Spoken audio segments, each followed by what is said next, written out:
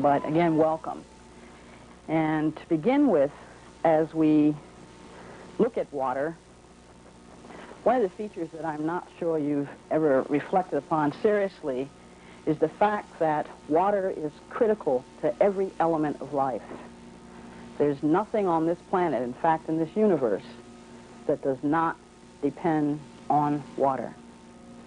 Today we're going to direct our activities to how, in particular, water has an impact on our bodies as humans, and perhaps to begin to evaluate it as a healthy thing that is more than just some clear liquid that is convenient and you get a thirst for, but that it has some activity. And in fact, the word bioavailability, or water that's available to you as a living entity, is the approach that we're going to take today. Now, if we start off and get a sense of what are these differences in water, and what's in my water? I mean, to most of this audience, you at least have some elementary knowledge of water, but we're going to just start from the beginning and say, in many of the towns, including this one, but more appropriately across the United States, things are added to the water to attempt to clean it. And so for most of this century, what has happened is that they had begun to add chlorine to the water. Now, for many of you, you say, so what's wrong with that? In fact, I have a swimming pool, and I have chlorine in my swimming pool, and I take a shower every day. I mean, what's wrong with that? I mean, we're here in the United States, and we have excellent water. And of course the government wouldn't bother us here in terms of putting something in the water that might be injurious. I say to you that this has not been a conscious attempt to make you sick or to have an impact on yourselves. The problem we're faced with today is that the government doesn't know what else to use. So even as we back up for just a minute and look at these pristine rivers and streams that we have in this region, and in the Pacific Northwest, we get a lot of rain, so there is a lot of water around, and we look at the beautiful Pacific River, Columbia River Basin, and say, but of course we have good water here, and we have pristine rivers, and we have a beautiful mountain here that gives off a lot of water, that supplies a lot of the area. But how many of you remember about a year and a half ago, wasn't that big in the news, but there were reports about a science class. This was a group of high school kids that decided to look at the rivers and streams as part of their science project. And in the course of that, they started running across all these little frogs with deformities. They saw so many that everybody got excited about it, and it became a national issue, to the point that what they were seeing, if you can imagine, were frogs with 3 eyes and 7 legs and 2 extra organs and things missing. And you could say, so, okay, that's a frog. Wait a minute, what significance does that have to me? Number one, we found them in our little rivers and streams here in the Pacific Northwest. They also found them in the 1,000 lakes in Minnesota, which are coming off of supposedly some pretty pristine waters over the Canadian border. These were in areas where we thought at least they would have clean water. I mean, if I had to pick a state like perhaps New Jersey, where it's been noted that the water has been bad for years, or the District of Columbia, where they don't know what in the devil they're going to do with the water there, or areas which are heavily populated, you know, we would perhaps think that maybe I'd have a little dirty water there, but even there, people don't realize just how bad their drinking water is. When I've spoken to people from the Department of Energy, one of whom I know rather closely, and when she came to visit out here, she came with her bottle of water. And I said, well, you don't need to bring bottled water. This was a couple years ago. You don't need to bring bottled water out here. We have excellent water. She says, oh, no, it doesn't work that way. Anywhere we travel in the United States, we take our bottled water. He says, are you aware that in the state of South Carolina, right at the Georgia border, that the water almost lights up and irradiates when, if you were to put something that would allow the radiation to show? Do you realize that here in Washington State you have the largest Superfund in the United States in terms of cleaning up the water, the groundwater, as secondary to Hansford and what took place there in the building of nuclear submarines and for a nuclear power plant? In fact, if we back up just a minute, we find that there is, since 1995, and I don't watch that much TV, but on occasion something says turn the set on, and I walked into my house one day in 1995, July of 1995, it says turn the TV on. And just at that moment, the Center for Communicable Diseases was making an announcement that I just happened to hear. It's only on for one day. So they had done their public duty to announce to the public what they wanted to say. And in that broadcast, they noted that there was no safe drinking water left in the United States. Now, people begin to say, well, I have a well, and I have excellent water because I don't have chlorine and fluorine in my water. Wrong. Most of the tributaries of the Columbia are in trouble. And if the frogs aren't news enough to you that there's a problem, I tell you, take another look.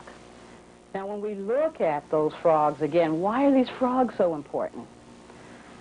If you begin to go into the coal mines around the world and they're worried about noxious gases or toxic gases being eliminated, the old rule was to send in a canary. The canary didn't come out. If the canary died, you knew you didn't go in. Well, the frogs are comparable to those canaries when we speak of the water system. They're that sensitive to critical changes in the water, enough to say to you, don't go into the water or don't drink that water. Our water's bad.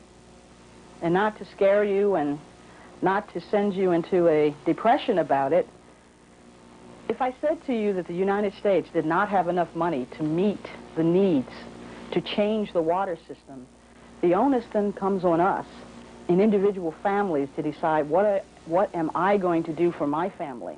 What am I going to do to make sure that my water is tolerable? When I think of little babies, and I know that these babies are totally dependent upon what I feed them and what I give them to drink for their life. And if you come from that perspective, you get a sense of the responsibility you have for your family in terms of knowing and understanding what's in your water and what you can do about it. Now, we've created a pretty grim picture here, but to say that there are things that can change your water and make it more healthy, make it so that your body can absorb it and use it and help you to become healthy, that's what we're about today. So let's take a closer look at this chlorine that we mentioned here. And many of you were around during the First World War. And do you remember the use of gas masks by the troops in Europe with the First World War? That was to prevent the chlorine gas that was used in an attempt to use biological warfare with the troops during the First World War. It was chlorine gas they used. Well, guess what, folks? That same chlorine gas is generated every time you take a shower. And in fact, you inhale more chlorine taking a shower than you do even drinking 8 glasses of it a day. Probably haven't thought about that and its impacts on your lungs. Nevertheless, getting into a swimming pool and swimming in chlorine, you absorb through your skin, the largest organ in your body, chlorine. Things you probably never even reflected on. Well, when I put that chlorine with the body, and let's take a vegetarian to begin with, and say, well, I only eat vegetables, I can't imagine anything toxic would interfere with my body. Well, when vegetables decay in the body and they mix with chlorine, they turn into another compound, and the one that they turn into is trihalomethane. And you can say, okay, so what's trihalomethane? How many of you take your clothes to the cleaners to get them clean? Yeah, the occasion to go to the cleaners, okay? Well, the cleaning fluid that they use to clean your clothes is trihalomethane. So you can imagine that what you're introducing to your body is trihalomethane, or cleaning fluid. Terrible thought. the cancerous effects of trihalomethane have been very well documented. And you say, well, I don't understand. Why would they do this? Well, let's take another example, because you're not vegetarian. So we'll make you a meat eater. And you say, well, I don't have any problems with that. Wrong. That decaying meat stuff in your bowel, for all of you that have one bowel movement a week or one bowel movement every other day, turns into a fine paste in the digestive tract.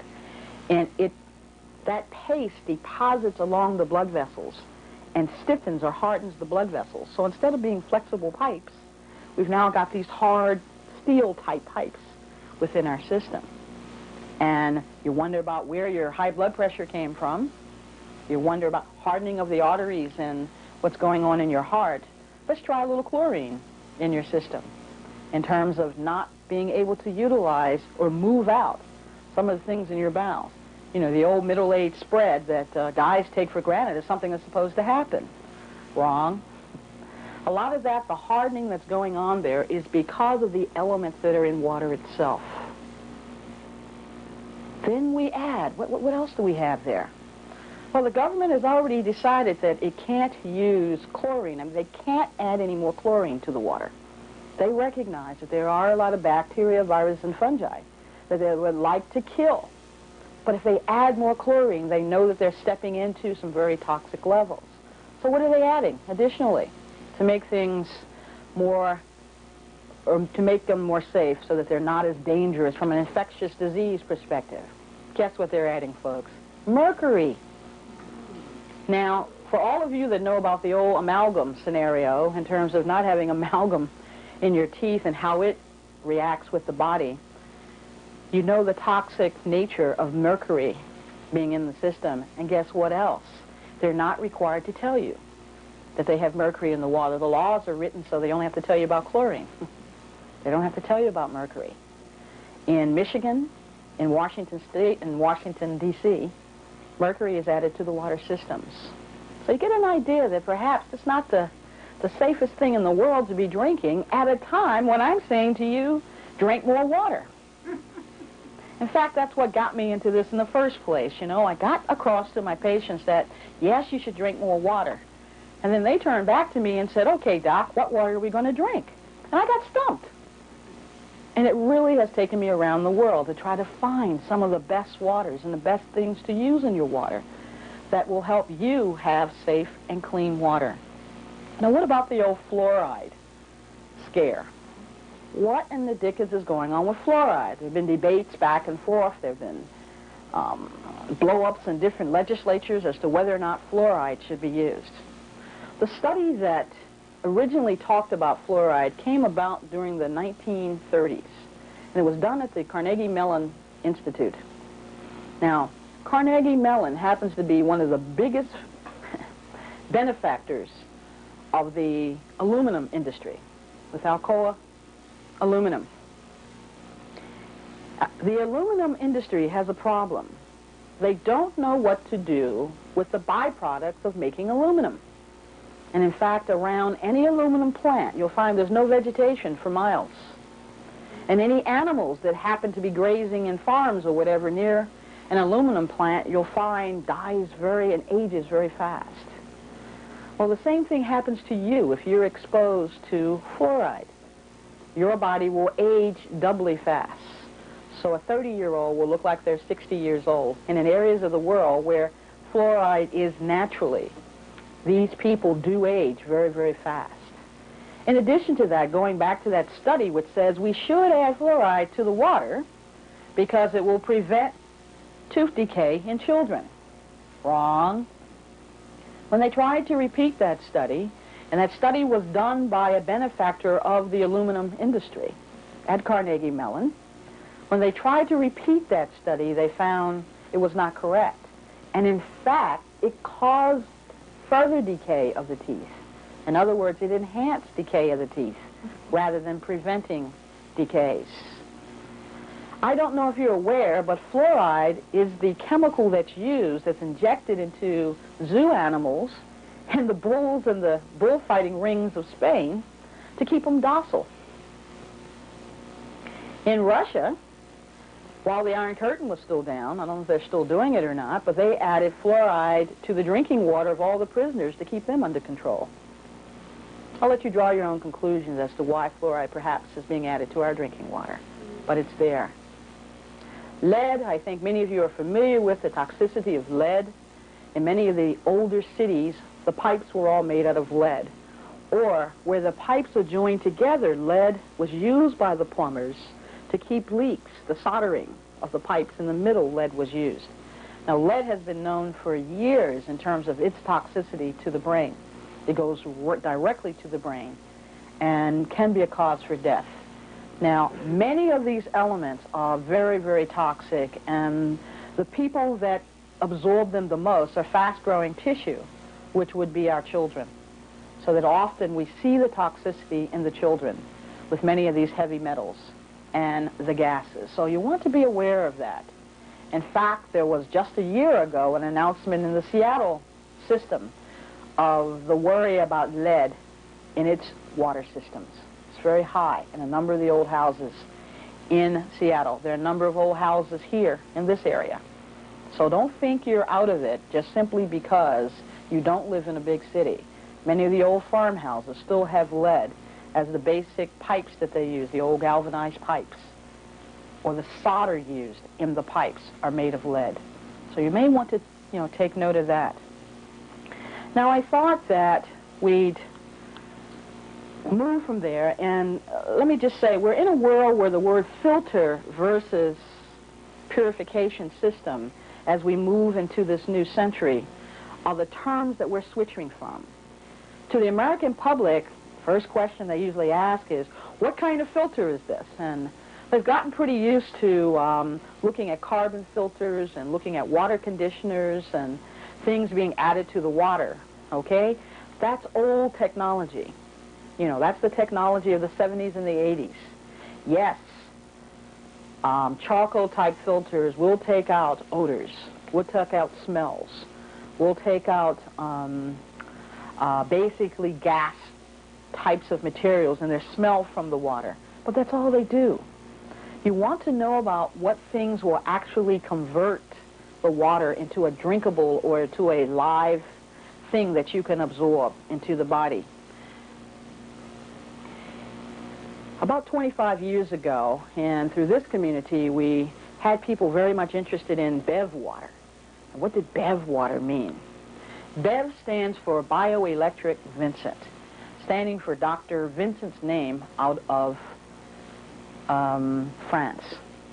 He decided to come up with a standard that could be used for measuring how toxic water was. And so things were divided into what we call BEV units. Yes. In that, he used distilled water as the basic water to measure all waters by. And it's simply a standard that says if I have a particular BEV number of units and that water is pure, that water is clean, it is drinkable. Reverse osmosis here, which we have on the screen, to give you an example of things that are looked at, pH and resistance or RH factor. And again, as it is gauged against distilled water. Reverse osmosis is a good way of purifying your water. The only problem we have with reverse osmosis is that it takes everything out of the water. And what's left after reverse osmosis is what we call in the water industry dead water. It does nothing, it gives nothing back to the body. So that we've got a water that's clean, but it's just sort of sitting there, it will not interact with your cells.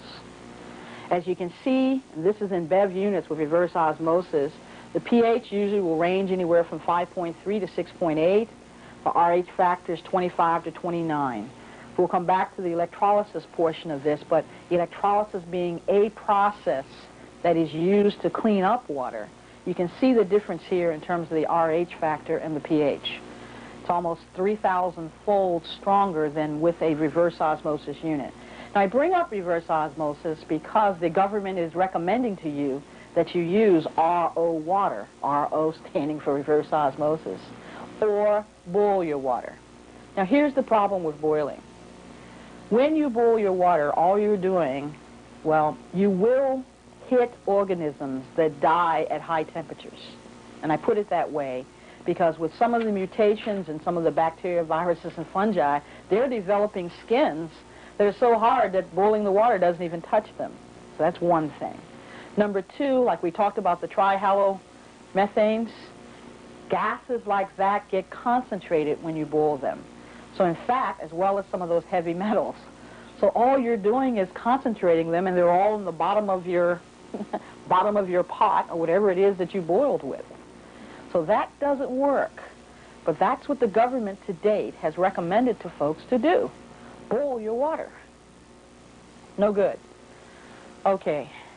As we move from that into the next spectrum of things, and we start going into what other things do we need to look at in the water, let's take a look at pH, which was one of those items on that list in terms of looking at purity. Now here in this area, and I have this beautiful chart behind me because many of you have probably seen it and not paid too much attention to it. This is a chart that reflects the aquifer here in this region. Now what is an aquifer? That's a particular bowl, we'll use that term, that all the groundwater seeps into. So this particular aquifer is a very large one. And the bowl is very large, and all of your water comes from that aquifer. Now this is a very peculiar aquifer in that it's the type of aquifer that whatever's on the surface gets into the groundwater or gets into that bowl. So whether I'm over in Tumwater or I'm here in Yelm, anything on the surface, so somebody pours oil down a drain here or in Lacey, it's going to get into that bowl and be a factor that we draw our water from. Now all the pink areas up there are areas that are in trouble. This aquifer is in trouble as it relates to acidity, as it relates to what's on the surface getting into the bottom. This is from the state. This chart was given out by the state officials. When I started asking questions about, I said to them, I'm probably the only one in this entire region that tests their water 2 or 3 times a day. Why is our water having a pH below 7.0? And 7.0 is where it's a neutral point. It's where you want to have your drinking water, to at least be at 7.0. And in testing, we were getting anywhere from 6.3 to 7.3. And I wanted to know, why is our water so acid there? They couldn't answer me. They still don't know. But it's a problem. If I look at pH on another perspective, how much acid is in the water, and I go to Long Island, New York, I find just the opposite. There we have pHs at 8.5, 8.0. And I said, wow, okay, so is this going to be great water here? What's going on? You know, it's very interesting to me. I just call them coinkydinks. But I just happened to be in the right places at the right time. And the Sunday while I was there, the newspaper in New York just happened to run an article on the groundwater on Long Island. And the Brookhaven Institute is located and has been based there for over 45 years in Long Island. And the problem is they had been dumping some of their chemicals into the ground. And the groundwater was contaminated. Contaminated so badly that the government had, of course, taken measures by putting lime into the water to try to get the pH up. And so the pH standardly was 8.5. But I knew from some of the patients that I had there that, as an example, we had kids with cleft palates in one square block. I'm sorry, correct on that. In one hospital, within a 1-year period, 11 children were born with cleft palate. Now, the chances of that happening by accident are like 1 in a million are the normal numbers for that. 11 children in one hospital, all coming from the same geographical area, had cleft palate. Goes even further. In one block, within 1 year, 11 women had breast cancer. All, again, on Long Island. I say there's something wrong here. Just your good old common sense tells you there's something common here that's factoring in. I'll let you draw your own conclusions. But you can see that being too acidic and being too alkaline can have its problems. So you don't necessarily want to do that. In Arizona and New Mexico right now, they have the problem of too much alkalinity. In fact, their water's starting at 7.8 and going up. And people are having problems from too much alkalinity in their water. So this is a vast country here. Waters will vary in different regions, and that needs to be kept in mind. Now, I put up here this equation called the equation of life, because this is an equation that was rediscovered by Dr. Carey Reams shortly after the turn of the century. Now, equation of life, because this holds for humans, it holds for plants, and it holds for animals. This is a basic equation of life. If the soil is too acid, if the soil is too alkaline, disease will enter the plants grown in that soil, or they will be weak. If things are balanced, you'll get a tremendous yield, and again, the plants will be strong. The same thing happens with animals. Their pH. As long as they fall along this equation, they will be free of disease. And you'll note there that we are looking at the pH of the urine and the pH of the saliva, which is reflective of the buildup in the body, how we break down our foodstuffs and how we take these foodstuffs and try to make them incorporate them into our bodies. So pH ideally should be 6.4 in both of those elements in order for the body to be diseased. Now, it doesn't rely totally on pH, because as you look at glucose here, it's also how the body handles carbohydrates, how it handles mineral salts, and also when I look at nitrates and ammonia, how we break down flesh protein, which would be meat, seafood, and poultry, and on the nitrate side, and as we look at ammonia, how we handle vegetable protein. Next slide, please. Now, as we look at this and showing you the significance of that, we find that in this narrow pH of 6.4, we absorb all the minerals. And as we move away from that pH of 6.4, we find that there are certain minerals we can't absorb.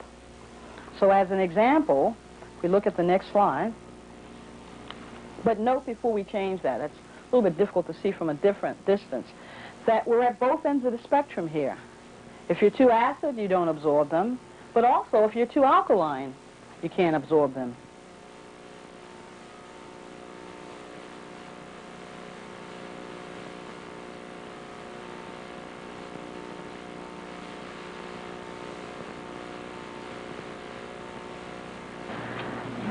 And, okay, you'll note there that at a pH of 5.8 is where we begin to absorb calcium. So that if your body does not have a pH, meaning your urine and saliva does not have a pH of at least 5.8, you can't absorb calcium. And as we go on today, we'll let you figure out the significance of being able to absorb that calcium. But if I look at manganese, which you can absorb until you have a pH of 6.0. If you look at eggs and sperm, there's no egg or sperm that will develop, whether it's in a peach or whether it's in you, if you do not have sufficient quantities of manganese in the body. Well, you can't even absorb manganese until you have a pH of at least 6.0. So we wonder about the number of infertile young women and men we have out there anxiously trying to have children and having difficulty producing viable eggs and sperm. Many of them are too acidic and cannot absorb enough manganese to even produce sperm and egg that would be viable. Then you add to that what we said earlier in terms of the frogs, If the frog eggs and sperm are bringing up mutations and defects, what do you think is going to happen to your sperm and your eggs if you're drinking the same water? You get an idea that water isn't just a casual little thing here that, you know, you can see through when you hold up a glass. There's got to be more to it than that. Okay, now, you say to me, Doc, when I look at these minerals here, what significance is that? So I can't absorb, I mean, above the sperm and the egg situation, or I can't absorb calcium. What else does it mean? You can go on to the next slide with the tube. If I cannot absorb my minerals, I like to put the minerals, or make them tantamount to air in an inner tube. If I can't get enough air, if I can't get enough minerals to a particular organ, then I'm going to suddenly get this little outpouching on the side of the organ. Now, in a human body or in an animal, that would be tantamount to a cyst. You know, this little outpouch on the side of the inner tube. I keep going along. This lasts for, say, a year. Now I've got a permanent outpouching on the side of that inner tube, on the side of that organ. That would be tantamount to a tumor. And all of that is because I can't get sufficient minerals to those organs. You know, the one we can see, the biggest organ we got is our skin. So you start seeing cysts and things on your skin, imagine what the other organs look like. And each organ has a different percentage of minerals that it needs in order for it to grow or to be, you know, in peak performance. So let's say the brain says, well, I like a lot of calcium and I like a little potassium, you know, and let's see, throw in a little magnesium. That I need to just have my brain function. And if not, I'm going to begin to develop cysts in my brain. Or my thyroid. Hey, it needs calcium, it needs potassium too. But it needs it in different percentages than my brain does. And every organ in the body has its own percentage there in terms of what it needs and whether or not these little outpouchings will begin. These cysts, these tumors will begin. Now, if this goes along long enough, or the mix has been strong enough, I might find that I can't get any air at all. I can't get any minerals at all to those organs.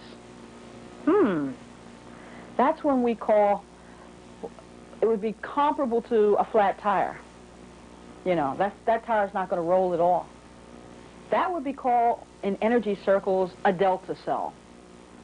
Another term for that would be a free radical. All that's when an organ cannot get the minerals that it needs and the energy given off of those minerals. If you take the next slide. The other term that we use for delta cell or free radical would be cancer cell. Now, how many of you have seen, if I add water to some metal or leave it outdoors for a while and it hasn't been appropriately coated, it begins to do what? It begins to rust, okay? Rust is the same as a free radical. It's the same as decay. It's the same as the word oxidation or oxidant. The metal is oxidizing just by adding water to it. It is not getting what it needs. Something has to counteract that. So for purposes today, we're going to look at rust on metal as you rusting on the inside, or your organs decaying. Basically, again, why did that happen? Because we couldn't get the appropriate minerals to them. So then you say, okay, I'm beginning to put two and two together here, but how do I do that? And what prevents me from doing that? Well, if I think for a moment and had to pick an organ in the body that was the most important organ, can you guess what that organ might be besides the brain? We'll take the brain as number one. But what other organ do you think? Heart's an important organ, but believe it or not, I could still have cells going, even if the heart slows down. I mean, there are other ways to keep the chemical and the cells vibrating, okay? I think I heard it over here. Give me another guess. What other organ? Liver. Skin is the biggest organ we got, so it tells you what's going on in all those other organs because we can see it, okay? The liver. The liver is your workhorse. Everything filters through the liver, okay? We tend to think, and if you could find that slide on the digestive tract behind spiny, we tend to look at the digestive tract, I think, a little erroneously. And one way that we look at it is we think that everything goes through your liver, through your pancreas, through your gallbladder, etc. Guys, the digestive tract is one long tube, open on either end, here, and the anus on the other end, okay?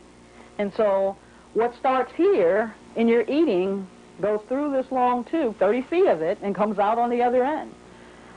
Food going through. Now, in the process of going down that tube, different things are added in.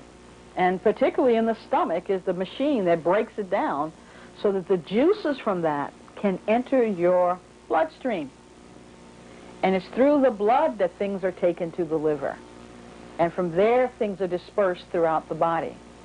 So that you can imagine, just for a moment, that the liver is the thing that's going to determine where everything gets distributed, including how much potassium do I have to send up to the thyroid? How much calcium do I have to send to the teeth? If not enough is coming to that liver, or if the liver is jammed with a lot of toxic material, then it can't do its job. So it'll be working, let's say, at 50% performance. So I can't manufacture and distribute everything that I need. I only can send 50% of it. That's when those organs begin to die. So if the liver is overloaded with toxins, it can't do its job. So I'm very interested in something that will affect the liver, that will allow it to be cleaned out if necessary, and will strengthen it so that it can do its job. Now, Dr. Kerry Reams, I mentioned earlier in reference to the pH chart and the equation of life, and he's one of the few scientists in the world. He lived about the time that Einstein and Edison and all those beautiful physicists. He was also a biophysicist, where Einstein worked with E equals mc squared, Reams worked with mc squared equals E, or can I turn material into energy? And they respected each other. He tested 280,000 foodstuffs for the spin of their electron. And if you can imagine for a minute just that's the impact of that. If I have electrons all spinning in this direction, okay, and all of a sudden I have another one going in the opposite direction, where these things overlap, there's resistance. Go either way you want. I got resistance because of this overlap. That resistance I want. And there's been quite a bit of controversy out there about food combinations or whatever. Well, I can't eat that, because if I eat that, it'll cause a lot of energy to be given off, and there'll be a lot of resistance, and I don't want that. Guys, you want just the opposite. You do want that resistance, because that resistance is the energy that you live off of. So if we've got a whole slew of electrons going this way, and all of a sudden I add one foodstuff out of those 280,000 foods that spun in the other direction, the electrons spun in the other direction, I think many of you can guess, but guess what that foodstuff was? The lemon. Its electrons spin just the opposite from all the other foodstuffs. And it creates that overlap, that resistance, so that that energy is what, we live off of. Now, I think it's very interesting, and, nature makes no accidents. If you look at the lemon, what does it look like? It looks like the sun. Nice, bright yellow, very powerful fruit. In fact, it's been very fashionable to add lemon to your water in many restaurants. I'm sure they have no idea what they're doing, but it's the best thing in the world they could ask. Now, when we start talking about current and electricity in the body, Edison discovered direct current. In other words, things going in one direction, the way most of those electrons spin. Tesla came along, looked up at the sun and said, I've got to figure out the way the sun does it. And the way the sun does it is the way adding lemon to your water does it. It causes things to spin in two directions. Now all of a sudden I have what we call alternating current. And we find that it takes less energy to get to an end point. Where direct current, I might be able to light up the town of Yelm. With alternating current, the same amount, I could light up the entire eastern Washington state. You get a sense of I'm much more efficient with alternating energy, so that I would want my liver to be operating like an alternating energy thing, more so than I would want it to act like direct current or an inefficient direct current type of energy. Well, when I add that lemon to your water, your liver just loves it. And in fact, Dr. Reams also found that the liver is loaded with the kind of hydrogen that's given off by the lemon. And these are what we call negatively charged hydrogens, H with a minus to it. That particular hydrogen allows the liver to work at peak performance. And from infancy, roughly to 5 years of age, your liver's loaded with these negatively charged hydrogens. You're born with them. So it wants to keep it at that level. So anything that you can give back to the body that will allow those negatively charged hydrogens to be in big numbers would allow that liver to work at peak performance. So we can begin, and I've probably been responsible for lemon prices being as high as they have over the last couple of years, just simply by this and lecturing in several cities. But we can start with just simply having lemon juice in terms of that. And all of, or most of the waters that we're going to talk about today all deal with adding negatively charged hydrogens to the liver, so that it allows the livers to be cleaned up and allows them to work at peak performance. Now, for a moment, I'm going to have you reflect on being a big battery, or your brain being a big battery. And some of you will say, really? Yes, you're a big battery. In fact, you're nothing but a big ball of energy, period. But we'll save that for another discussion. And on each of these topics, we could probably lecture for an hour on each. But because of timing, let's see if we can piece them all together here. The brain is nothing but a big battery. And if I were to ask you, if your battery went dead in your car, what would be the first thing you'd check to see whether or not there was something wrong with your battery? You want to know if there was enough water in your battery, or there was enough acid, meaning the plates were working okay, so you had enough acid to it. So guess what, folks? What does your brain take to be sure that the electricity is flowing appropriately in you? It takes water, and it takes acid. Same scenario. Now, our brains are roughly 90% water. Now, there are some situations where the percentage of water in the brain can get as high as 99%, and that would be ideal. But I'll say that most folks on the earth are functioning with water at 90%. That would be the ideal for them. Many of you are functioning with water levels around 70%. If your skin is dry, which again is the largest organ you have, if you're beginning to get wrinkles, then you recognize that there's not enough water in your body. Because wrinkles, again, that's the organ you can see. And it is reflecting to you what the rest of your organs look like. In fact, let me just take a moment here and say that through the studies that have been done, we know that at age 40, you have routinely 45% less water than you had when you were 5 years of age. We're really at the place that we're talking about, you don't age, you dry up. And I want you to reflect on that a minute. By age 70, you have half of that amount of water in your body that you had at age 40. Now, one of the strongest arguments I've seen for not being overweight is what happens in obesity in age and water. Being obese at age 40, you have 63% less water in your body than someone else who's not obese. If you're 70 years old and are still obese, you'll find that you have 63% cut that 45%, cut that in half. So you have half the amount of water in your system that a normal 70-year-old would have.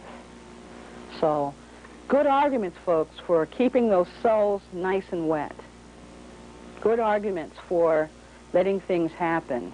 Now, as we look at this, and an important scenario here is as I look at the different addictions that we have up here, and for those of you having difficulty seeing this, on one side we have salt, caffeine, nicotine, and cocaine. On the other side we have sugar, alcohol, tranquilizers, marijuana, and heroin. Now, I've grouped these together because they have different effects on the body and on the brain.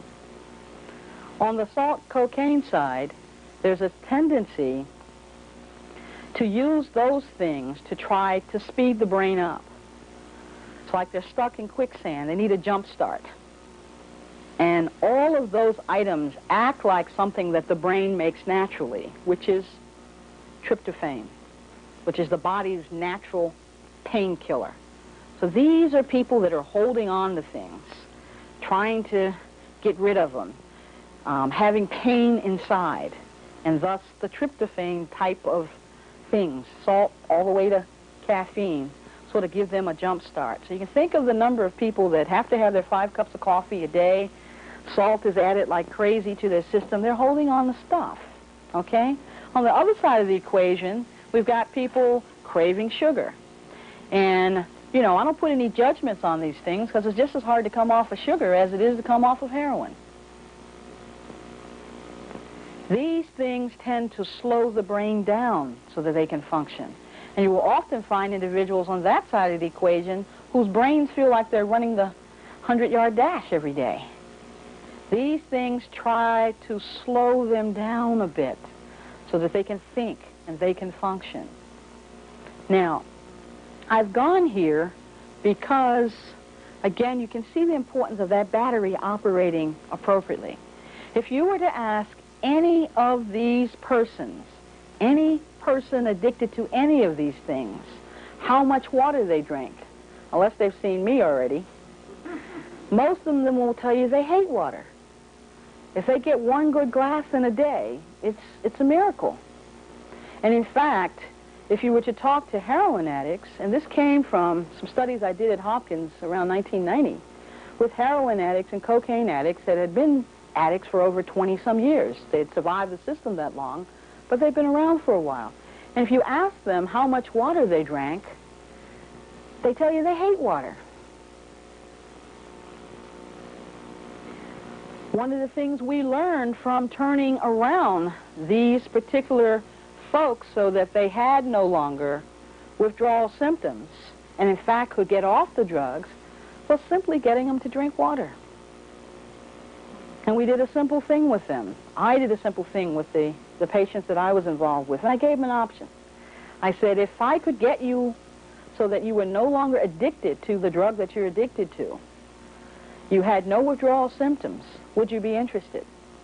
1/3 said, no, I like the drug, I really don't want to stop. The other third said, I don't believe it can happen, so I'm not interested. And the other third said, yes.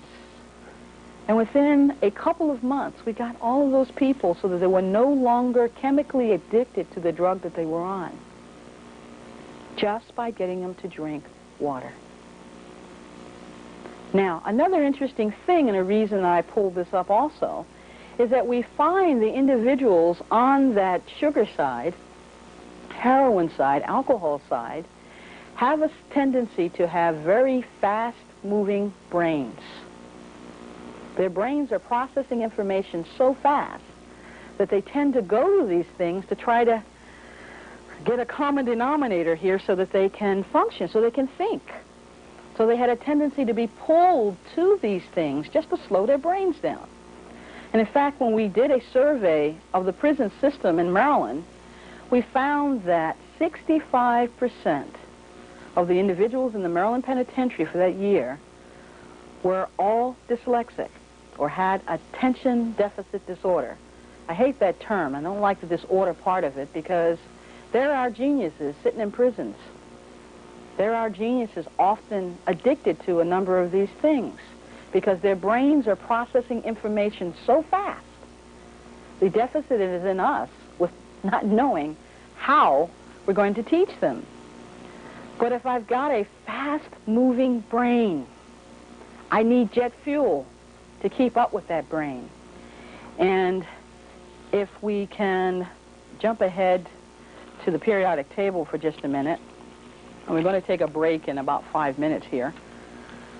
But if I were to look at this chemical periodic table, and I look smack dab in the middle of that table, and for purposes here, I'm going to look here at titanium, I'm going to look at platinum, PT and titanium.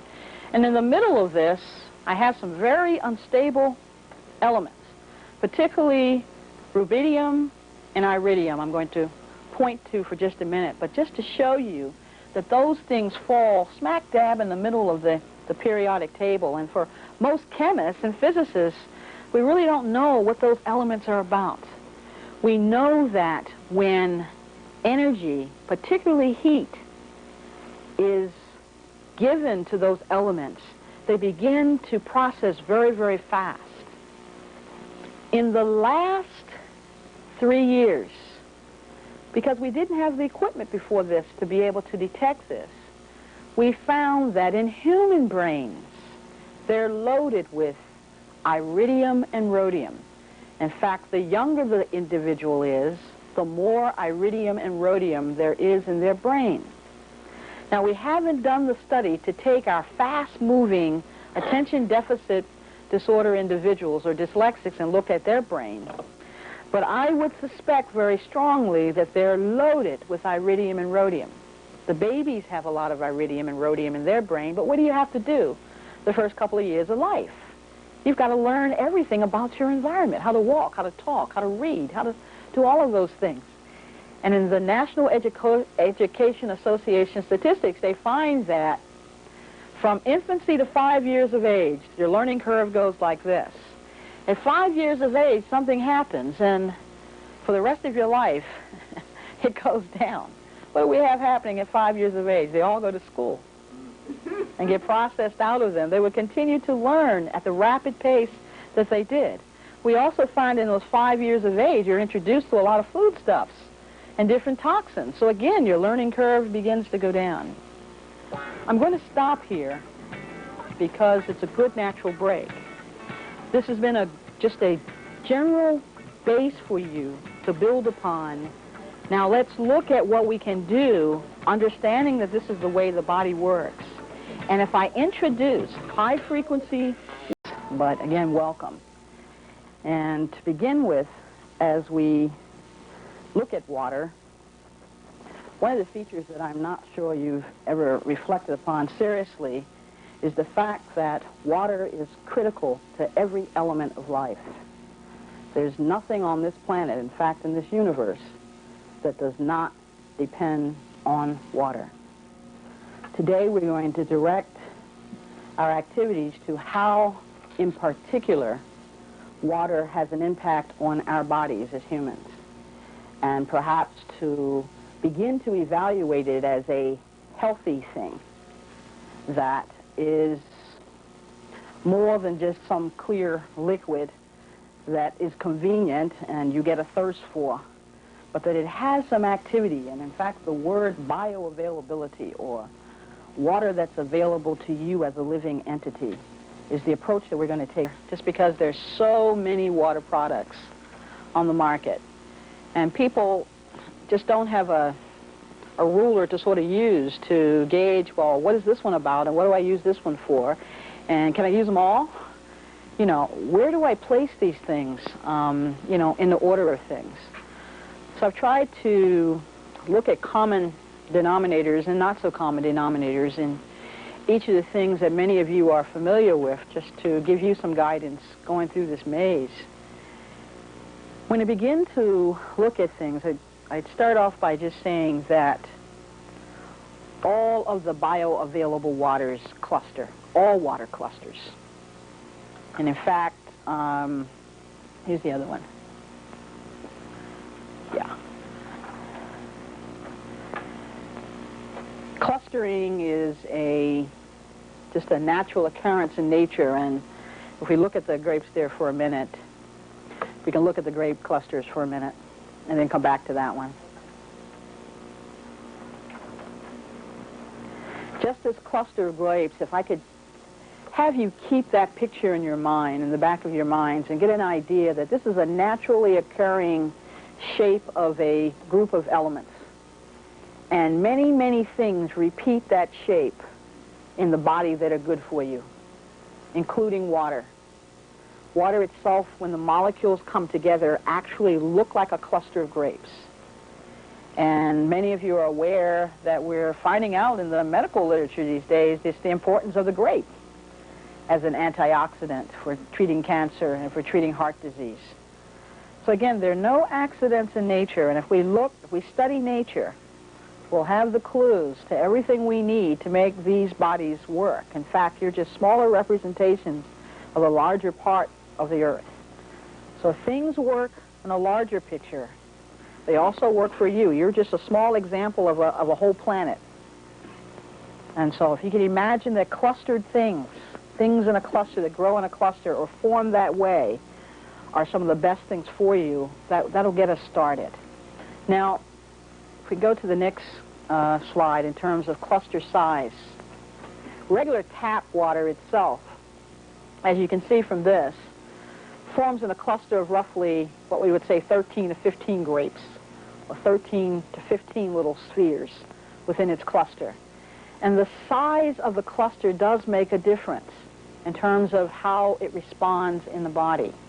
So you'll note that tap water is at the top here, and mineral water here, by that we mean the routine mineral water that you could get bottled from just about anywhere these days. And I would have you to begin to read the labels on your water bottles. Now, up until October of this year, there was not, which hasn't occurred yet, there has not been a demand that the FDA has given to the manufacturer. Prior to this, no one was required to put on their labels everything that was in their water or to put the water source. It was only a year ago that they even had to put on the label what was in the water. As of October of this year, all the government sources will be required to tell the public what is in their water. So that's going to be an interesting occurrence coming up in a couple of months. Now, in the bottling industry, still, they have not been required to divulge their water sources. And a couple of years ago, you could go out here and hook your hose up to, you know, your backyard stream and call your water Pacific Northwest beautiful water and could bottle and sell it without any regulations at all. I mean, the industry is still there to an extent. It's just that many in the industry are looking close now. So it'd be very difficult for someone to do that any longer. But as we move into these bioavailable waters, I suspect that you're going to see some charlatans out there who will not understand the things that you'll understand by the end of this afternoon. And so simply say, well, I can just put a bucket of water up there and call it magic water from Mars. And people will believe it and use it. You see, so we have to sort through that that maze out there and know what kinds of questions to ask, know what to examine, what to look for, to understand how perhaps this water could be helpful to you in terms of helping your body or just be nothing.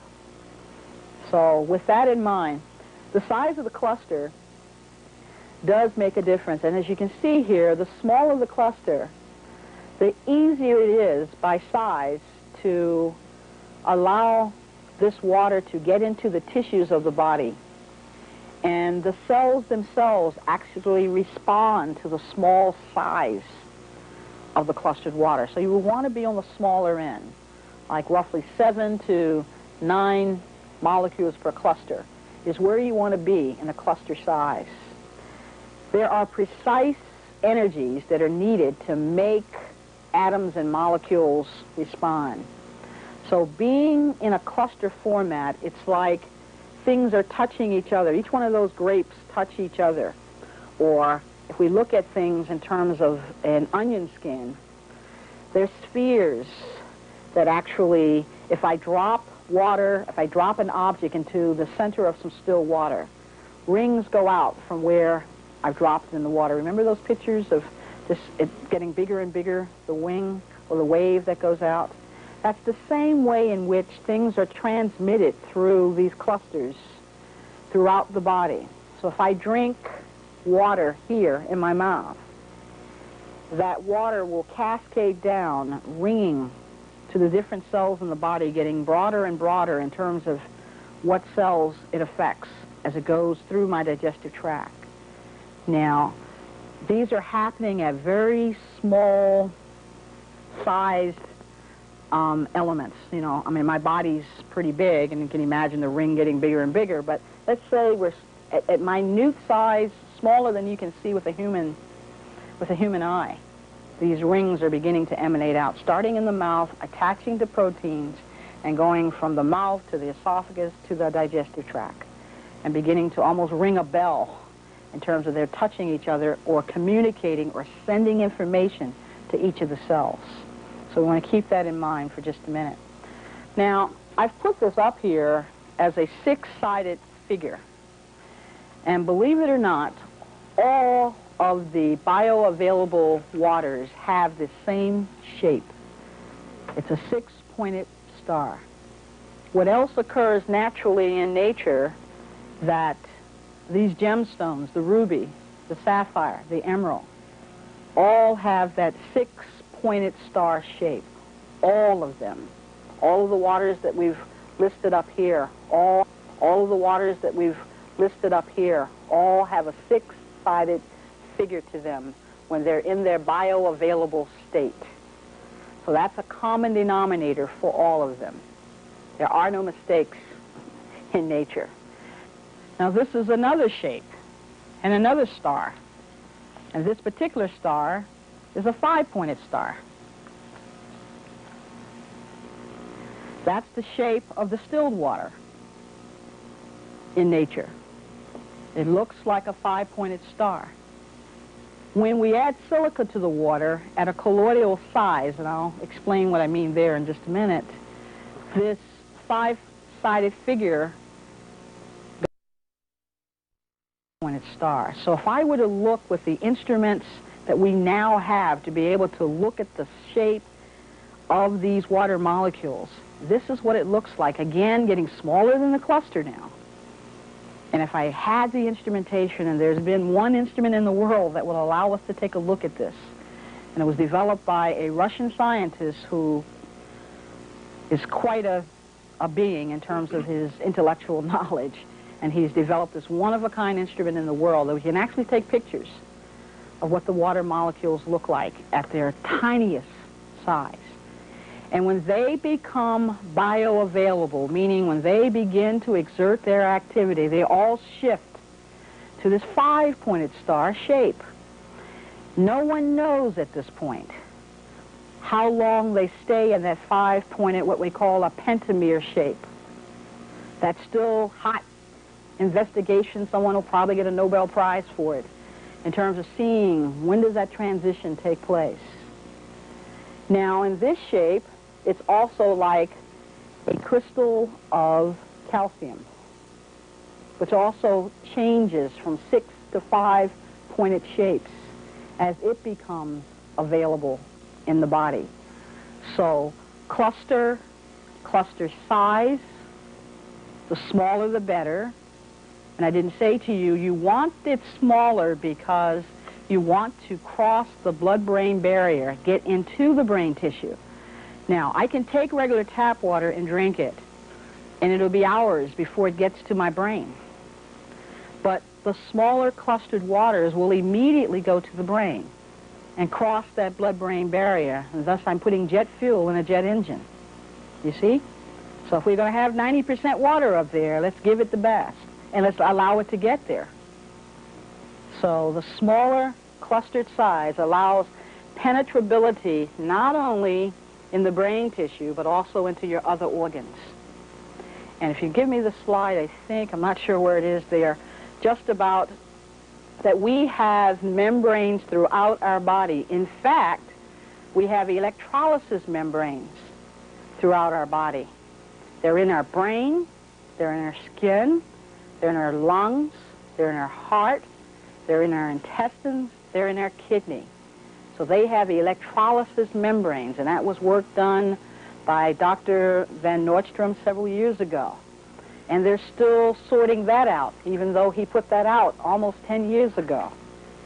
What does that mean? It means that the body's membranes act like electrolysis units within your system, converting things into different elements than what they were in the beginning.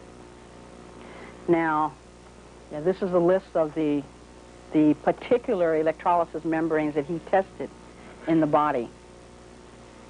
Can you go into a healthy cell for me for just a minute? We hear the word colloid or colloid. We say, what does that mean?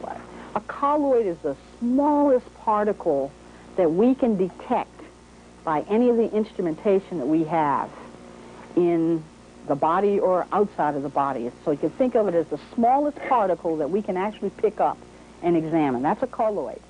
A colloid is neither a solid or a liquid or a gas. It's somewhere in between a solid and a liquid. You can think of a balloon floating on an ocean. That's where a colloid sort of fits. It sort of doesn't fit nicely into any particular category. Now, all foods and all minerals are converted to colloids in order to be able to get into a cell. So they're broken down to their finest, smallest element in order to interface or do something with the cell. I got to break it down that small. Now, what I put up here was what a healthy cell looks like. And to be noted here is that there is a negative charge on the outside of the cell, and that charge should be negative. On the inside of the cell, it should be positive. And the amount of charge that's there, this is the ideal cell. This is the cell, according to Riem's equation, when everything is working at peak performance. This is what it looks like. And that's called Zeta Potential, that balance of charges, that extra charge on the outside. Now, when that Zeta Potential, when those negative charges begin to disappear, disease gets into the body. So I want a high Zeta Potential. And that's all it means, that the charge that the overall cell is left with should be a negative one. And that's called Zeta Potential. You're going to see these terms, and I want them to have some meaning to you. So the lower that Zeta Potential, the worse the cell is. I want a high Zeta Potential. Now, if we look up here, remember we talked about pH? You see 7.3 for the pH outside of the cell, or what we call the cytoplasm. That's the liquid sort of surrounding the cell. And that is where we look at the blood pH. Now, when we talk about pH in the blood, I have a very narrow margin there. That shouldn't move off of 7.3. In fact, if I come down lower than 1/10 of a point in the blood, or go up 1/10 of the blood, I'll send you to the intensive care unit. Your body can't tolerate those kinds of movements in the blood. Okay, so 7.3 for the blood, 6.4 to 6.6 for the urine and saliva, the rest of the system. And if you'll notice, in the inside of the cell, the pH is 6.6. So inside of the cell, 6.6, outside of the cell, 7.3 pH. That's where we want to be to make this cell operate at peak performance. Now, you'll see a little cloud five-sided figure there, which we call a rosetta. Now, you guys are getting some of the latest of what's happening in physics around the world with this particular slide. And one of the problems we have in water is that we've always looked at it from the chemical perspective. We've not looked at it from the physics perspective. And all these colloidal physicists and nuclear physicists and quantum physicists or whatever are off having parlaying in their complicated conferences, having no idea that if you just knew what they knew, the doctors over here could help with some of the diseases. No one talks to the other. Well, in just this slide, this is a combination of biophysics, biochemistry, biology, and medicine. The latest of the information in the world in terms of what's going on. And just that little Rosetta Stone, it took them a century to discover it. Now, that's a five-sided figure. That's the portal. It attaches to protein. And that's the way things get into a cell. Through that portal, through that Rosetta. And that allows all the nutrients, everything you eat, anything introduced to the body, including water, to get into the cell. It goes into that Rosetta. Now, if you'll notice that little kite-like structure off to the side, you see what's in the center of it. Ca stands for calcium. And it's like a kite. Calcium is the thing that most naturally surrounds the cell and helps to maintain those pHs at 7.3. Water itself, again, when it becomes bioavailable, looks like a crystal of calcium. Calcium looks like a crystal in its colloidal structure. Looks like a 6-pointed figure that converts to a 5-pointed figure when it interfaces with the cell. Crystal. Your water looks just like it. It becomes a crystal. It becomes essentially a hard substance. A 6-pointed and then 5-pointed hard substance that's not really hard because we said a colloid was neither a solid nor a liquid nor a gas. It's falling somewhere in the middle there, okay? But when things are ideal, that kite, which will be representative minerals, and when you add vitamin D to it, so why do I say to you, you need to take vitamin D, or make sure you have enough vitamin D to be able to absorb your calcium. This is what it means. It means that in order for that calcium, or whatever the mineral is, to get into the cell, the pH has to be right, the Rosetta has to be sitting there perfectly ready to allow the kite to just go right through that portal. It brings with it enzymes. It brings with it hormones right into the cell. Now, can we switch to an unhealthy cell for a minute? Now, I put this up here because this represents an unhealthy cell. And what we have going on here, you see our Rosetta here, it's blocked. There's a bubble around it. This is what happens when our pH drops. Suddenly, number one, we get an extra membrane around the cell. And things are having difficulty getting in. They cannot get in. Those same minerals and things can't get into this cell. And in fact, a whole extra bubble forms around the cell. And the cell begins to eat itself. It begins to liquefy and eat itself. This is an unhealthy situation. Enzymes begin to deteriorate. So we have even a different set of enzymes that operate. They can't get in. Now, what was all of this about? We just changed the pH. We made it more acidic. That in turn changed the shape of many things inside of the system. Calcium can't get in here. It's trying. It can't. It's blocked. I can't get into the cell. The cell actually begins to eat itself. So you can see the importance here of just having the pH right. Something as simple as that. Now, thank you. If I look at the different waters that we've been talking about, again, there's some common denominators and then there's some not so common denominators. And I thought that I'd try to pull forth some of the common denominators. If I look at infectious agents, as long as that cell looks unhealthy, like the last picture, infectious agents are actually pulled into the center of that cell. They can get in when the pH is off, when things are too acidic. They're actually pulled into the center of the cell. We spoke of lead. We spoke of mercury. I didn't mention cadmium, but cadmium would be another heavy metal that's in our environment and often in our water systems. They are easily pulled into the center of those cells when that cell pH is off. So you can see again the importance of having the right pH available, having the right thing communicating with that cell. The two waters of all of those that are on the list here, and I've tried to list some of the better waters that are on the market right now, the better bioavailable waters. Common denominator again, they all have the six-sided figure to them. Common denominator. In two of these, two of the oldest waters on the planet right now, I would zero in on the electrolysis for the moment and the deuterium waters.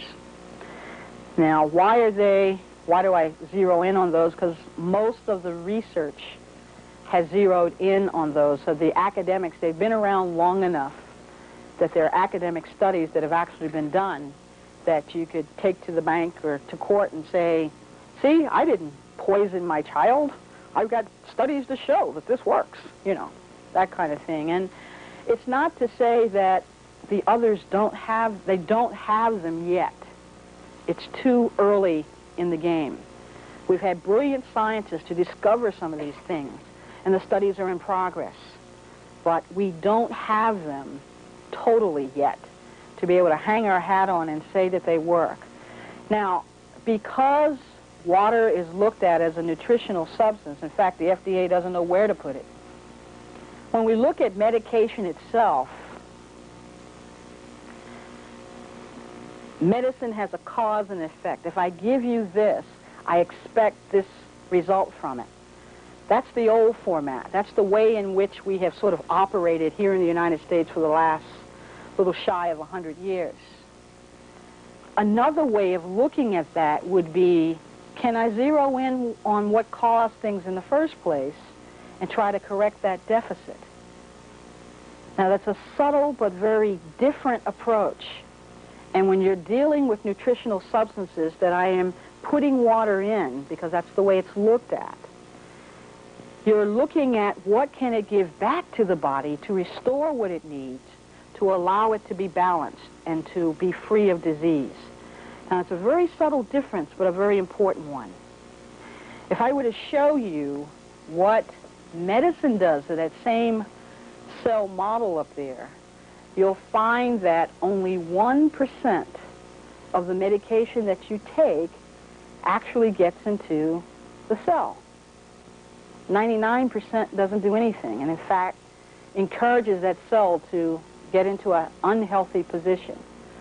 So I feel very strongly that we need to change our whole mode here and start looking at what is the cell missing that we need to restore, as opposed to what I'm going to give you that may make you feel better but may not do anything for your body. If I give you an aspirin, that doesn't really give you anything. That doesn't restore anything to your body. It makes you feel better. Your headache goes away, but I haven't corrected the condition that started the headache in the first place. You get the principle that we're operating from, and why you're going to see a different kind of research coming out, and it takes different parameters to be measured in order to understand how and if and why these waters would interface with the body, okay? And my gracious, you talk about water, I mean, it doesn't have any color to it. I mean, it all looks alike. I mean, how are these things different? You know, what's going on here?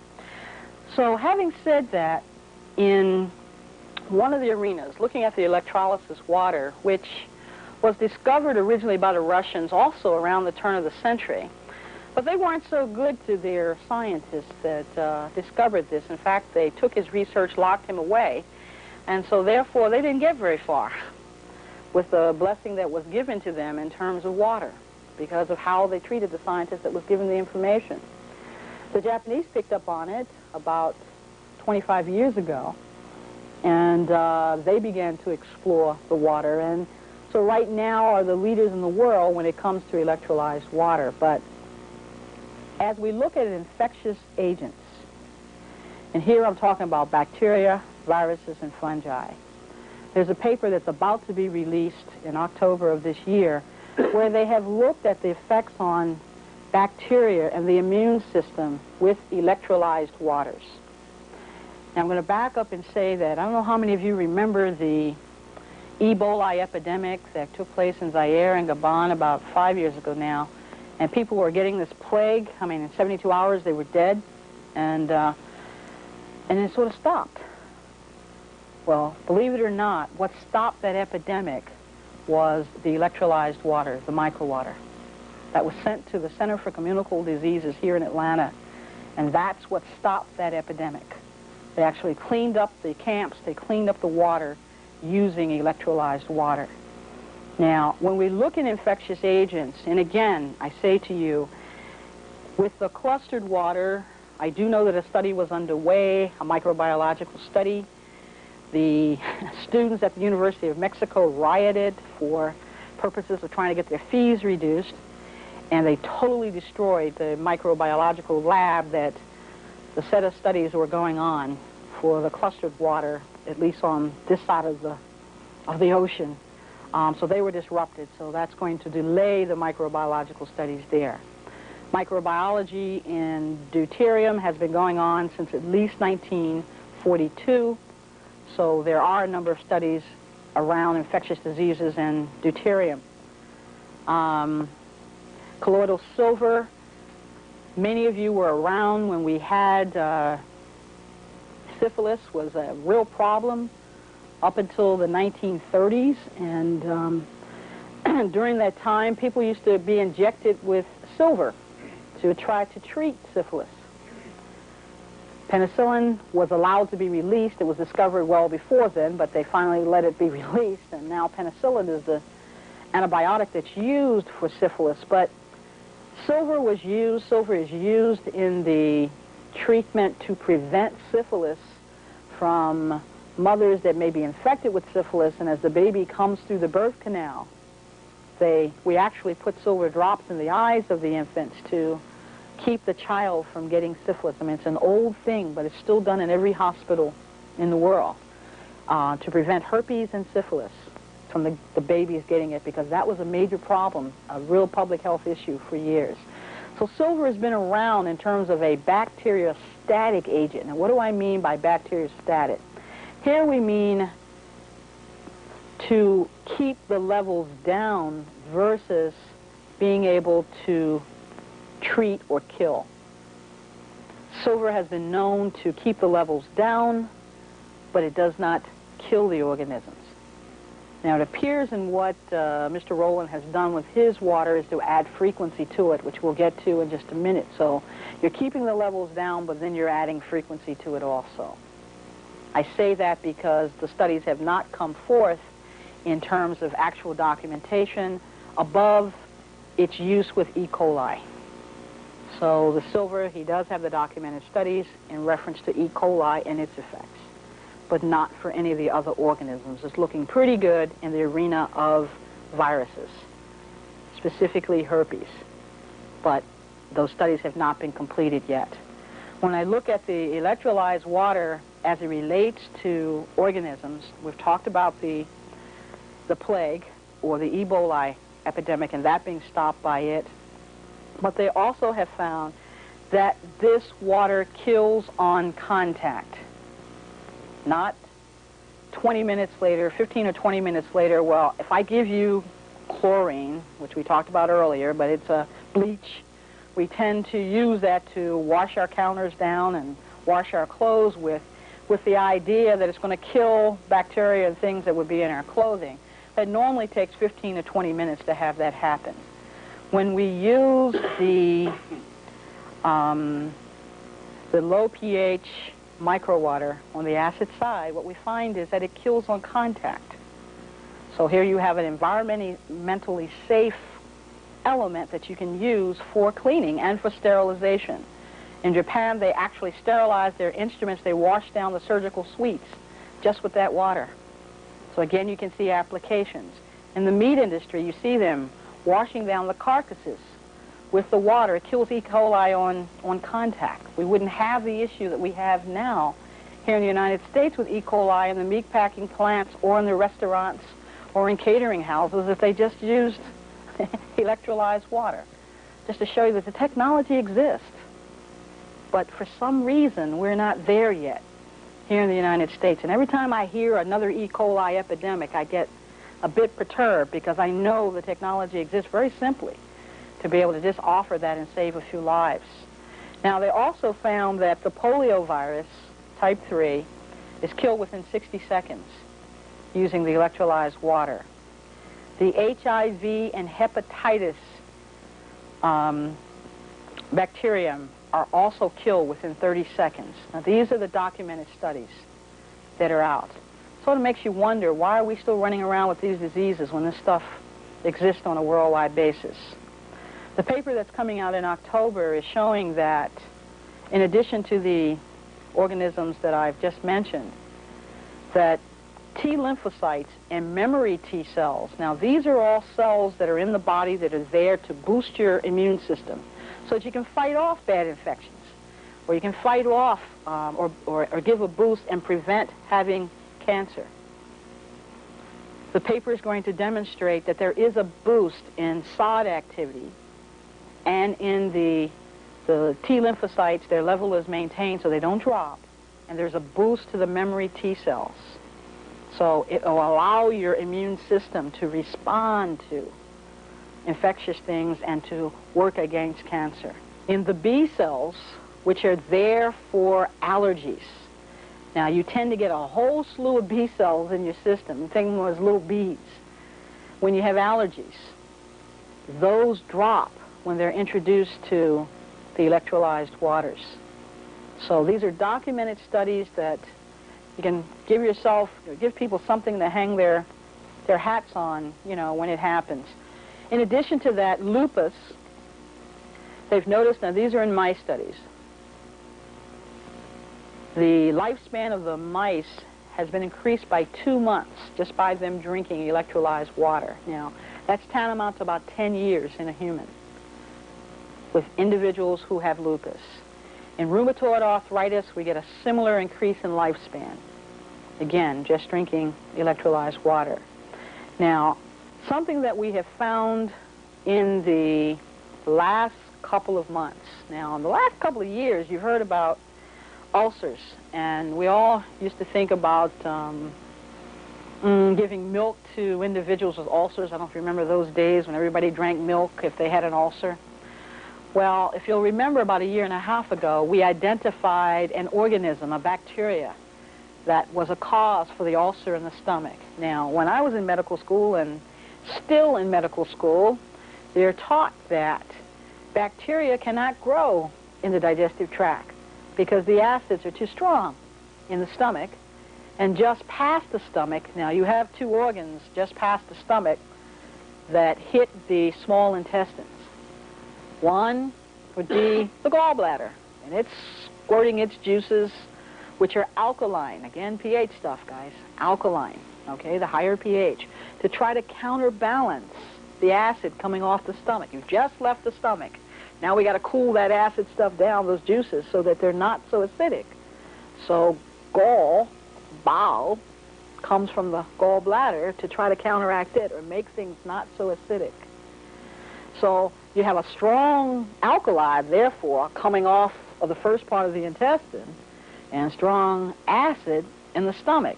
And from everything we knew, no bacteria would grow there. Well, guess what? In the last couple of months, literally within the last 2 months, we've just discovered that not only do we have bacteria in those areas that grow very beautifully, they're resistant to antibiotics. So you come back again and say, holy Toledo, what are we going to use to treat these organisms? It comes back to frequency again. We must have something that will kill these organisms because the antibiotics won't work. Well, the strep and staph and resistant TB, and strep causes rheumatic fever, and many of you will remember in the 1950s we had an epidemic of rheumatic fever. Some of you may have been affected during that time. I know a number of people that were. There was a large TB epidemic. Well, things are equal to what they were in the 50s again. And we have resistant organisms of both tuberculosis and of strep. In fact, it's gone so far now that the strep is actually eating flesh. They're so resistant to the antibiotics, and I mean, we can't get any stronger on the antibiotics. I mean, we're essentially giving chemotherapy now, very comparable to cancer chemotherapy on the antibiotic side. So what are you going to use? Well, believe it or not, these waters will work. The documentation that we have so far is in two of them, the electrolysis water and the deuterium water. That does not say that some of the others will not also do that. It's just that the studies have not been done yet to actually prove that. But in both the electrolysis water and the deuterium waters, there is evidence, there's academic proof that they will counteract even these bacterium that are resistant to antibiotics. So I can use water as opposed to some very strong antibiotics. I think I'd go that way as opposed to some very detrimental cell toxic material that will create other problems in the body. So you get a sense that maybe there is a little bit more to water than just something that I simply drink. Let's see if we can differentiate some of the different waters that we have here, and just bear with me a minute. And we'll go right down the pike if we can. Electrolysis, and if you remember the slide I showed you with the platinum and titanium, the chemical chart. We'll put that up for a minute here. As I said to you, between platinum and titanium, there's a whole slew of elements that are very unstable biochemically. And the common denominator for those elements is that when they're heated to a particular temperature, or other types of energy are introduced to them, those elements disappear. Now, I said to you that the brain, the fast-moving brain, has iridium and rhodium in it. In fact, the old cannibals that used to eat all kinds of brains, and some of you may like pig brains and beef brains, whatever, too, we find that they are loaded with iridium and rhodium, too, okay? But those fast-moving brains, we'll go back to dyslexia, we'll go back to the so-called attention deficit individuals, they're loaded with iridium and rhodium in those brains. So much they're processing very, very fast, from infancy all the way up to puberty. They're loaded with iridium and rhodium. Now, when the water passes over platinum and titanium plates, which are the plates that are in the electrolysis water systems, they convert the water into these middle elements, iridium and rhodium, okay? So what you're doing, because there's an alchemical process that takes place, and that would be extracted from the water. And so you're beginning to give back to the brain what it needs to operate at peak performance. So you're putting jet fuel in a jet engine. Get the idea of what's going on there and why platinum and titanium just happen to be picked as the two elements that the water passes over. Things are turned into a non-toxic format. So much so that, and so selectively that, I said to you it would wipe out any bacteria, the flesh-eating types of bacteria. Anything that produces a toxin cannot withstand the frequency generated in electrolysis when the plates are made of platinum and titanium. I don't care what it is. But if it's a good bacterium, I got strep in my mouth that allow me to make saliva so that I can break down some of my foodstuffs. I have lactobacillus in my digestive tract that will allow me to break down dairy products, okay? I don't want to wipe those out. Guess what? It won't wipe those out unless they begin to produce a toxin. It's that selective. So we're talking about an extraordinary frequency that's generated here. You know, that things are happening. It will convert lead to a non-toxic format. So if you have lead in your water system, if you have chlorine, if you have fluoride, whatever, they're converted to a non-toxic format. It also provides negatively charged ions to the liver. And thus, they are used and certified by the Minister of Health of Japan and the head of the Russian Academy of Sciences for use in cirrhosis of the liver. Now, remember we talked about there being electrolysis membranes throughout your body? Well, we start the process in the beginning. So that kidneys, heart, liver, brain, all are able to receive this very, very easily. You get the principle about what we're doing, okay? Now, the frequency that's generated there is on the lower spectrum. I tried to group some things as we get to higher and higher frequencies here. So at least for everyday kinds of drinking water, you could feel pretty safe in terms of drinking this, because it doesn't matter what's in your water system, whether it's a metal, whether it's a gas, whether it's an organism. It's going to be rendered helpless when it's introduced to these waters. In fact, slugs, if you begin to spray it on your plants, they don't die, they just run away. Parasites run out of your digestive tract. It will not kill them in the drinking water frequency. It will chase them out of your system. But things are changed to a non-toxic format. Let's move on to the clustered water. When I look at the clustered water, it's first small clusters again, so I can easily get into the cells. I've said to you that water is a magnet, so it's going to pull to it whatever it comes in contact with. Now, if I happen to put some good things next to it, those good things are going to go into the water. If you just sat a glass of water on a table and you put, well, what shall we put next to it? Okay, a bowl of fruit next to it. After a certain period of time, all the elements in that fruit will be in that water.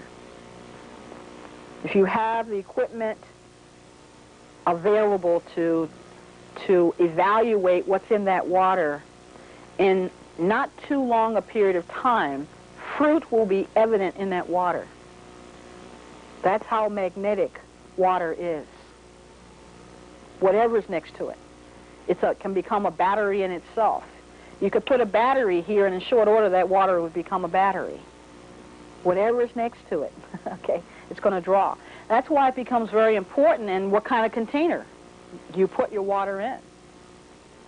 Ideally, for the kinds of containers that we have available, glass would be one of the slower leaching types of materials to put your water in, because it's going to take its time, and there are natural materials in the glass that if it leaches, at least that's what's going into the water. If you're going to use a plastic container,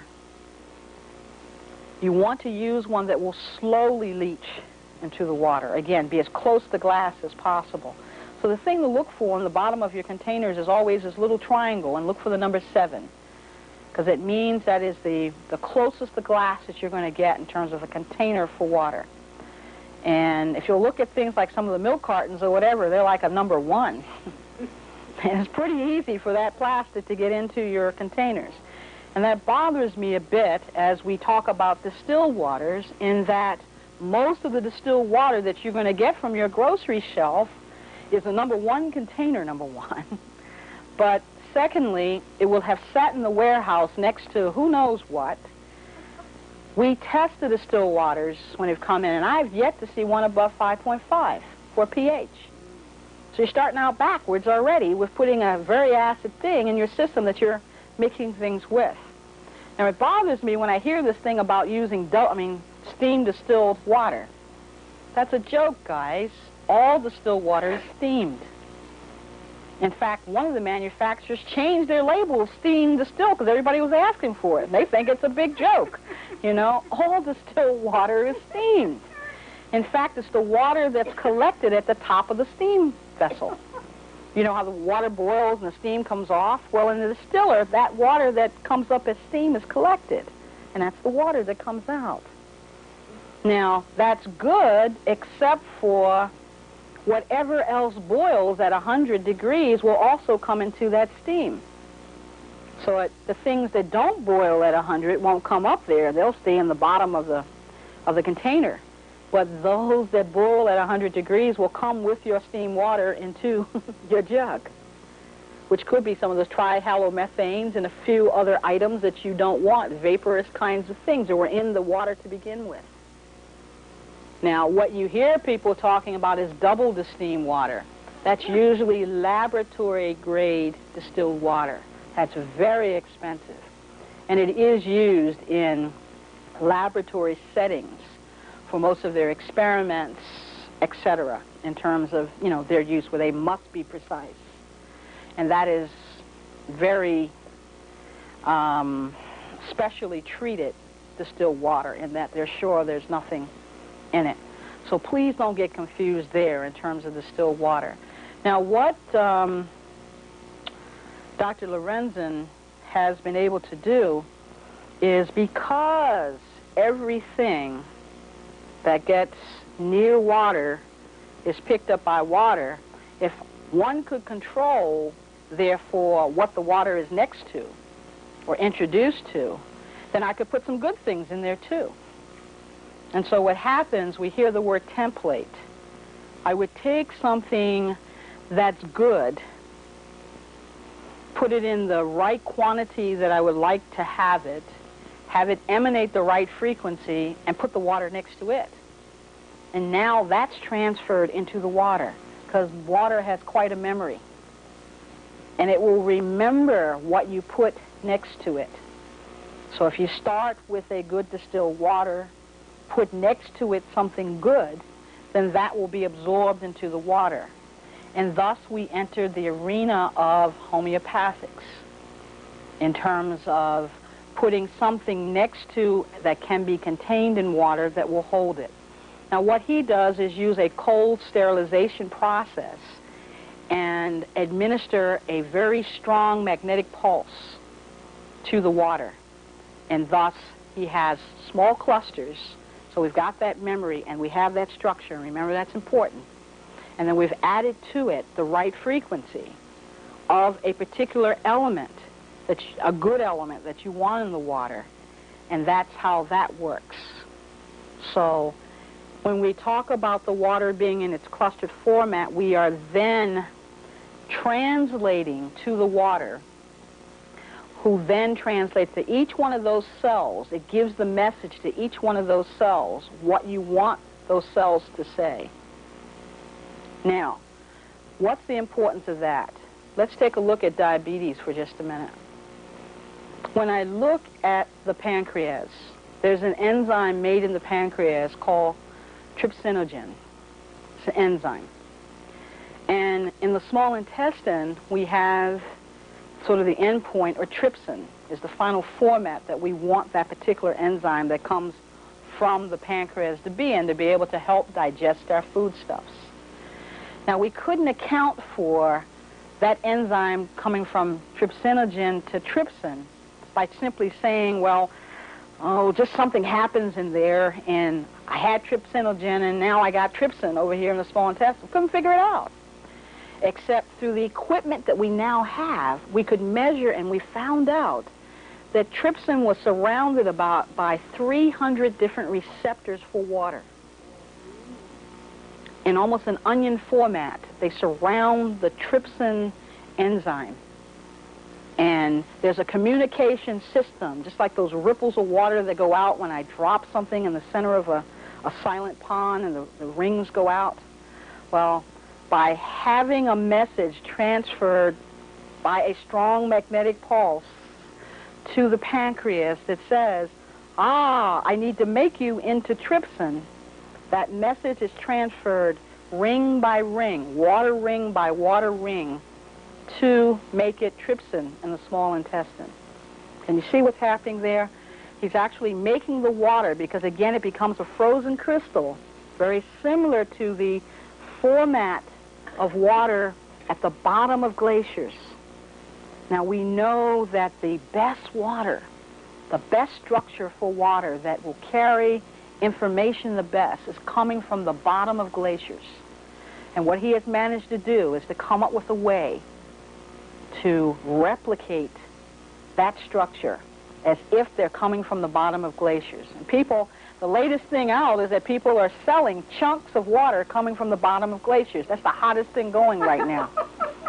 Some entrepreneur is now cutting chunks of water and is selling them for $25 a bag. So I'm sure someone will soon be up at Mount Rainier trying to get to the bottom of the glacier to cut the chunks out to sell. I mean, but it's that principle that we're working with.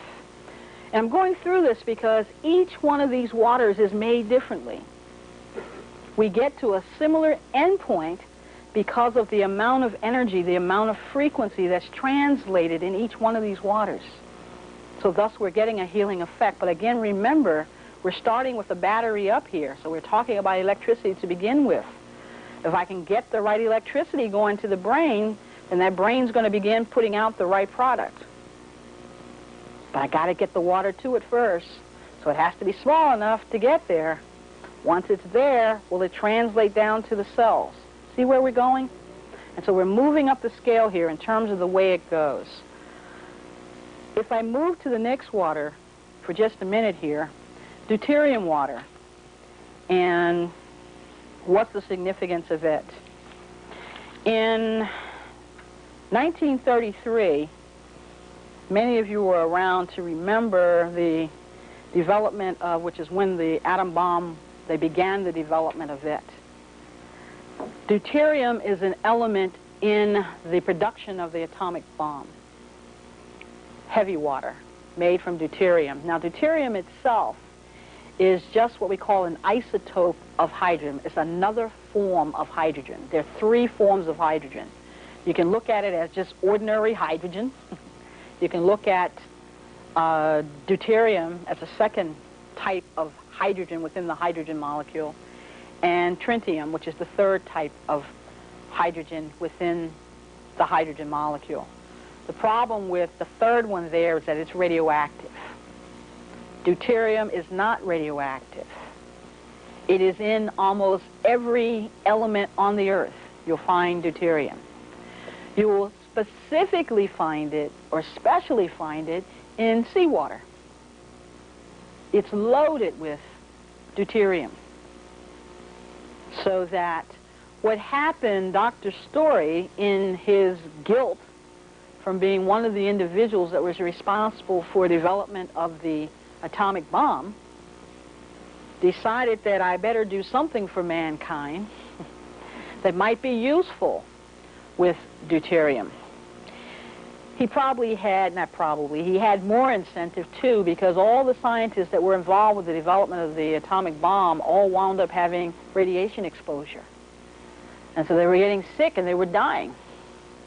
So they had to come up with something that would keep them alive, including, he himself. And in the process of things, he developed deuterium from a healthy perspective. And what we find is deuterium comes in a couple different formats. It comes as deuterium oxide, which would be heavy water. And to be noted, D2O is the chemical formula for that. You only want a little bit of deuterium oxide in your body. Otherwise, that begins to tear the body apart. You do not want deuterium oxide. It will collect in the liver, it will collect in the fat cells, and begin to destroy the body. So please take note. You don't want heavy water in your body. What you would like perhaps to have would be deuterium sulfate, D2SO4. And in that format, as long as it is not in very, very heavy concentrations, we find that good things start happening in the body. And of particular note, tumors begin to dissolve. They begin to liquefy in a very short period.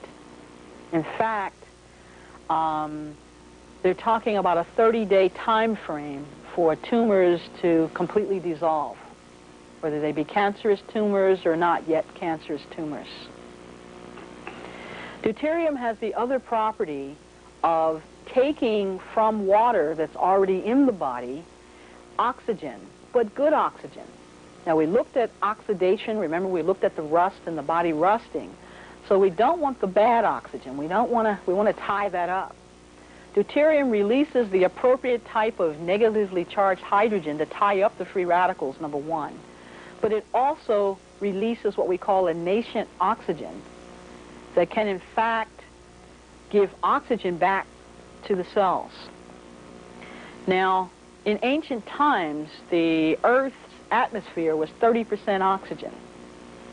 It's now 14% oxygen. That's our atmosphere. We're living in a time of oxygen deprivation. You go into coma when the oxygen drops down to 10%. So we're in trouble, okay? Now, deuterium sulfate in the body has the property of releasing the good oxygen from the body, so that, especially with individuals that are having difficulty with their lungs, they find that they're getting more oxygen in their cells, usable oxygen. So asthmatics, they're reporting that asthma is totally cured within a 2-month process. So you can see perhaps what's going on here. The thing to look for in deuterium waters is that they not be too heavy a concentration, that they be essentially homeopathic concentrations of deuterium sulfate. And some of you will remember shaking up the anabolic water, which is available on the market right now, and hydroxygen. You're shaking it just to stimulate the frequency of the homeopathic in the deuterium. It is a major player. You're going to hear a lot more about deuterium in the very short future. It's one of the better waters available, especially for cancer, especially for lung problems. And I'm going to group together here for diabetes also. All three of these waters that I've spoken of so far, the electrolysis water, the clustered water, and the deuterium water, are excellent for diabetes. We've talked about the clustered in terms of the communication network that's established by the way that's made.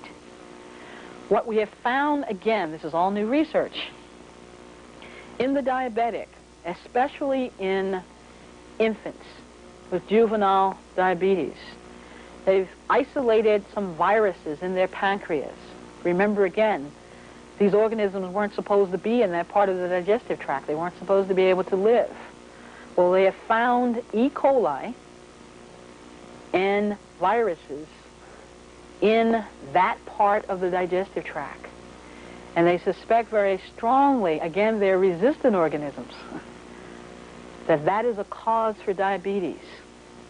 All three of these waters will attack the pancreas, E. coli, and viruses. And thus we find that diabetics are responding very well to these waters. When we increase the frequency, it means things happen faster.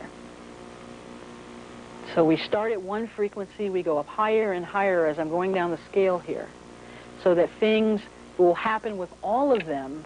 Some it will happen with faster than others. So it's like, welcome to a whole new world of water. And you can get a sense that there is something happening to the body with these waters. I'm going to mention for a minute the equator here and Dr. Werner Kropp, because I have to give him credit for a lot of the work in this arena. Dr. Kropp was a Swiss scientist who discovered all of this stuff around 1930. And he's the one that taught the Russians. And the Japanese visited him, and the Saudis and the Egyptians. He discovered Zeta Potential and started talking about Zeta Potential during that period of time. He went up for a Nobel Prize for several years, was turned down. But I've been to his place. As I say, these coinkydinks, I just happen to wind up in these places. And unfortunately, he was killed for his technology. One of the mafias offered $100 million for his technology. He turned him down. And within 2 weeks, he was dead. Now, I have actually seen, through the use of his particular little system that uses strong magnetic pulses in it. I don't know all the particulars about it because, again, it's a proprietary process. But I know that when we poured water that had cholera in it, we poured it through 3 times, and that water became drinkable in terms of the infectious organisms that were in it. I know that a larger version of it has been used in Chernobyl, and when water has been poured through it, it was converted to IV solution. It was that sterile. So I know these things exist, and I must give credit to him for the initial pioneering work that he did. There are 4 scientists that so far have been taken away from us because of their work in these waters on an international basis. A word about crystal energy, which works basically on the same principle that the clustered water works. The question that we have with the crystal energy at this point, and only Dr. Flanagan can answer the question for us. Remember I talked about that very sophisticated piece of equipment that is one of a kind in the world, and we can actually look at things at the colloidal level and see what's in them, whatever. We're noticing that there is a soap made from a potassium base in that particular element. And it is used to make the water cluster. The problem we have that when we add that type of soap to water, it means that the viscosity drops. When the viscosity drops, the pH drops. And that element becomes toxic. But again, you wouldn't see it through all the normal chemical analysis, through all the normal physics analysis. It looks good. We see clustering. We see effects on the body. It's the long-term effects that we have problems with. When we start talking about colloids, and again, now you know what a colloid is, and the importance of colloids in terms of being able to get into the cell. Very few things are true colloids, even though they're reported to be. In fact, we only found one that was truly colloidal when we examined it, even though on the label they were all said to be colloidal minerals. So that you want to keep that in mind. Silica that is not colloidal can be destructive to the cell.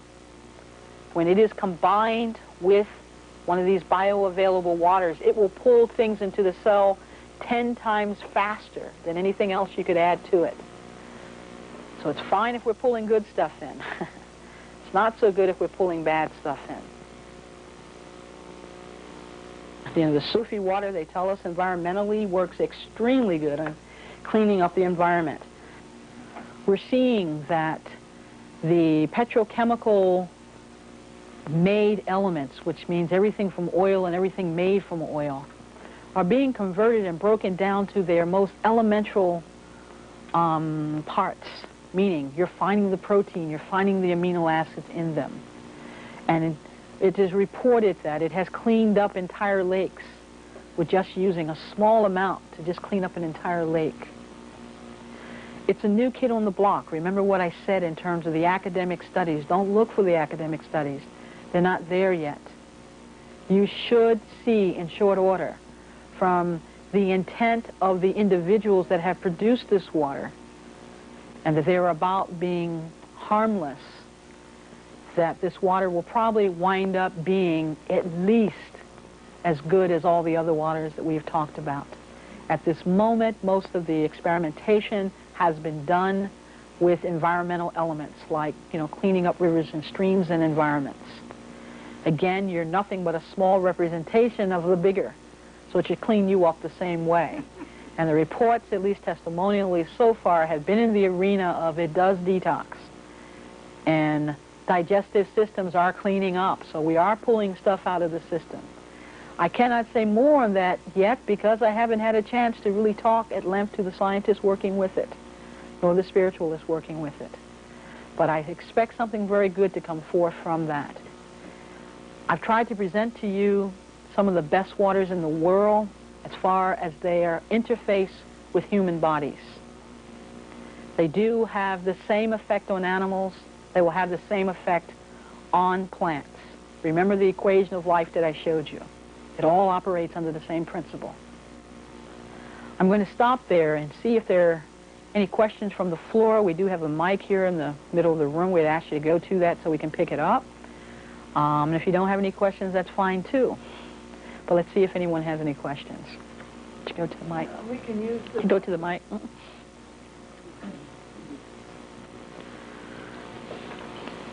Now it's very advantageous to use the micro water with the clustered water to make the clustered water. Yes. Dr. Lorenzen's clustered water with the micro water is better than the distilled water. Yes.